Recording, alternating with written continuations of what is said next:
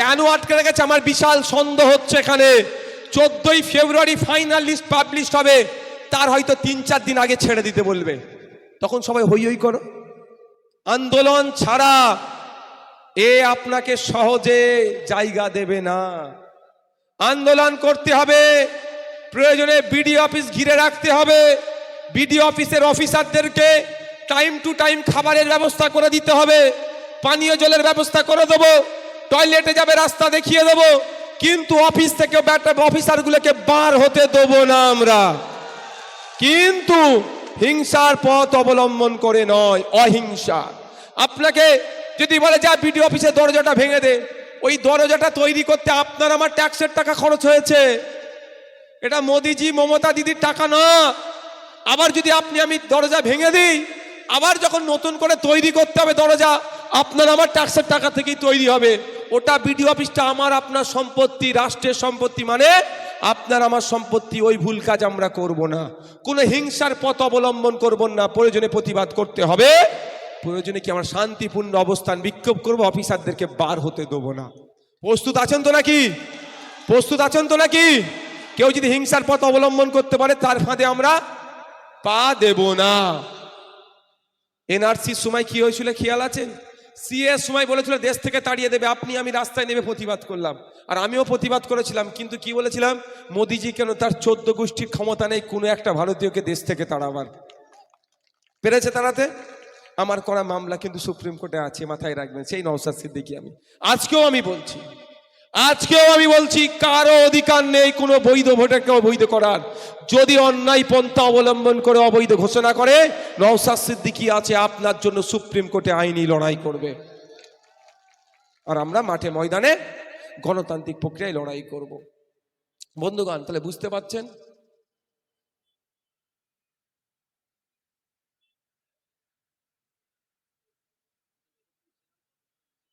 দেখছেন তো? একটা নেতা এখানে আছে, আপনি নাম নিয়ে লাভ নেই। আইএসএফ কে ওখান থেকে সরিয়ে দেওয়ার পরে রিসিপ্ট ছাড়া দিচ্ছে, মানে এটা কি ভাই? আচ্ছা, রিসিপ্ট দিলে ভালো না খারাপ? আপনি ওখানে পৌঁছেছেন, আপনাদের প্রমাণপত্র থাকলো, না হলে আপনি গিয়েছেন হেয়ারিং করেছেন, কোনো প্রমাণপত্র আছে? এটা তো বদমাইশি করে বলতে পারে ও হেয়ারিং এ আসেনি, ওই জন্য নাম কাটা গেছে। তাহলে তৃণমূলের নেতা এসে আমাদের রিসিভের জন্য আন্দোলন করছিল, সেই আন্দোলনটাকে বন্ধ করে দিলে কেন? হয়তো ওইখানে মমতা ব্যানার্জির ওপর থেকে নেতারা ফোন করে দিয়েছে যে বাসন্তীতে এত নাম কাটার পরিকল্পনা আছে, আইএসএফ গিয়ে নাম কাটার ভেস্তে দিচ্ছে, ওদেরকে তোমরা সরিয়ে দাও। এটা হতে পারে তো ভাই? আমি আবারও বলছি, তলে তলে বিজেপি আর তৃণমূল মিলে ইলেকশন কমিশনকে সামনে রেখে এই বাংলার মানুষকে হয়রানি করছে। মমতা ব্যানার্জি সত্যিকারের অর্থে এই বাংলার মানুষের হয়রানি যদি বন্ধ করতে চায়, তাহলে দুটো কাজ করুক। একটা, ওয়াল পার্টি মিটিং ডেকে একটা প্রস্তাব নেওয়া হোক, দ্বিতীয় বিধানসভা থেকে নিন্দা প্রস্তাব পাস করিয়ে ইলেকশন কমিশন অফ ইন্ডিয়াকে দিক, এবং একটা মামলা যে হয়েছে তাতে অ্যাড করে দিক। তাহলেই বোঝা যাবে মমতা ব্যানার্জি কতটা বাংলার মানুষের চাইছে। মমতা ব্যানার্জি বাংলার মানুষের কথা নিয়ে ভাবছে না, ওই চাল চোর, গরু চোর, কয়লা চোর, বালি চোর, ইট চোর, চাকরি চোর, মৃত মানুষের চোখ চোর, ওদেরকে বাঁচাবার জন্য আস্তে আস্তে ক্ষমতাটা বিজেপির হাতে তুলে দেওয়ার চেষ্টা করছে। তাই আমরা আমাদের সর্বোচ্চ দিয়ে দলিত, আদিবাসী, হিন্দু, মুসলমান কাঁধে কাঁধ মিলিয়ে বাংলার সম্প্রীতি, বাংলার ঐক্য বাঁচানোর জন্য একসাথে লড়াই করব। প্রস্তুত আছেন তো ভাই? 21শে জানুয়ারি কলকাতার রাজপথে লাখো মানুষ একসাথে থেকে ওখান থেকে আওয়াজ তুলব, নির্বাচন কমিশনকে বার্তা দেব, অবিলম্বে এটাকে যদি প্রত্যাহার না করেন তাহলে কিন্তু আমাদেরকে দিকে দিকে বিডিও অফিসের সামনে গিয়ে কিন্তু বসতে হবে। এই বার্তা আমরা ওখান থেকে দেব। আমরা ওখান থেকে ভারত সরকারকে বার্তা দেব, অবিলম্বে ওয়াকফ সংশোধনী আইনকে প্রত্যাহার করুন, না হলে কিন্তু আমরা বৃহত্তর আন্দোলনে যাব। আমরা ওখান থেকে রাজ্য সরকারকে বার্তা দেব, ফেক এসটি/এসসি সার্টিফিকেট বাতিল করতে হবে এবং আদিবাসী অধ্যুষিত ব্লকগুলোতে 50 রুল সংবিধানের ফুল ফ্লেজে ইমপ্লিমেন্ট করতে হবে। আমরা ওখান থেকে বার্তা দেব যে ওবিসি সংরক্ষণ পুনর্বহাল করতে হবে, নতুন ওবিসি সার্টিফিকেট বাতিল করে সায়েন্টিফিক ওয়েতে ওবিসি লিস্ট তৈরি করতে হবে। আতঙ্কিত হবেন না আপনারা, মাথা ঠান্ডা রেখে আপনার যে হিয়ারিংয়ে ডাক পড়েছে এটা মাথায় রাখবেন। আপনাদেরকে উত্তেজিত করা হচ্ছে, আপনাদেরকে ভয় দেখানো হচ্ছে। আপনাদের জানিয়ে রাখি, তৃণমূল কংগ্রেস কিভাবে আপনাদেরকে গোমরাহ করছে। আমি তো গিয়েছিলাম, আমি গিয়ে প্রশ্ন করেছি যদি আমার নাম কেটে যায় আমি বুঝবো কি করে? আমি এইরকম ভাবে প্রশ্ন করেছি। তখন জানতে পারলাম একজন নয় 1 লাখ লোকেরও যদি নাম কাটে, প্রত্যেকের বাড়িতে নোটিশ আসবে কি কারণে আপনার নামটা কাটা গেছে। ভালো করে বুঝুন, আপনাকে 2টো চান্স দেবে ওরা বলেছে, আর আমি বলছি 3টে চান্স আপনি পাবেন। একটা হচ্ছে ডিস্ট্রিক্ট লেভেলের অফিসার, ডিস্ট্রিক্টের চান্স, একটা সিও ডিপার্টমেন্টের চান্স, আর একটা নওশাদ সিদ্দিকীর চান্স। ওরা বলছে 2টো চান্স, আমি বলছি 3টে চান্স। কি? একটা হয়তো আপনার নাম কাটা গেছে। প্রথম কথা, আমি ভরসা করি আমার দেশের আইনের ওপরে, আমি ভরসা করি আমার দেশের সংবিধানের ওপরে।